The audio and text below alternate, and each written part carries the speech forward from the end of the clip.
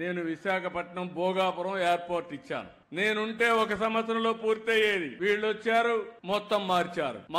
ఏమైనా వచ్చిందంటే రాలేదు. మళ్ళీ నేనే వచ్చి దాన్ని పూర్తి చేసే పరిస్థితి ఇప్పుడు వచ్చింది. రాబోయే రోజుల్లో ఈ రోజు ఇంకొక విషయం కూడా గుర్తుపెట్టుకోవాలి. ఒకప్పుడు రామ్మోహన్ నాయుడు గారి తండ్రి ఎర్రమనాయుడు గారు కేంద్ర మంత్రిగా ఉండి శ్రీకాకుళానికి ఉద్దానానికి నీళ్లు తీసుకొచ్చారు. ఈ రోజు మళ్ళీ రామ్మోహన్ నాయుడు గారి ఆధ్వర్యంలో భోగాపురం ఎయిర్పోర్ట్ పూర్తి కాబోతుంది. అది శుభ పరిణామం ఈ జిల్లాలకి. ఈ రోజు కేంద్రంలో 2 మంత్రులుంటే, ఒక కేబినెట్ మినిస్టర్ ఉంటే, ఆ కేబినెట్ మినిస్టర్ ని నేను రామ్మోహన్ నాయుడుకి ఇచ్చానంటే, ఈ రోజు నేను ఇచ్చిన తర్వాత నిన్న ఢిల్లీకి పోతే కూడా మీ రామ్మోహన్ నాయుడు అండి బ్రహ్మాండంగా పనిచేస్తున్నాడు, చాలా బాగా పనిచేస్తున్నాడు, అభినందించే పరిస్థితికి వచ్చారు.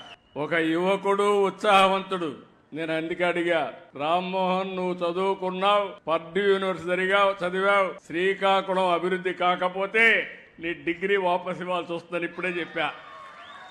నాకు ఒక నమ్మకం ఉంది, ఆయన గాని ఈ టీం, ఇప్పుడుండే టీం అంతా కూడా ఎమ్మెల్యేలందరూ, ఈశ్వరరావు అయితే చాలా బ్యూటిఫుల్ గా, ఈశ్వరరావుకి ఇంత టాలెంట్ ఉందని నాకే ఆశ్చర్యం వేసింది.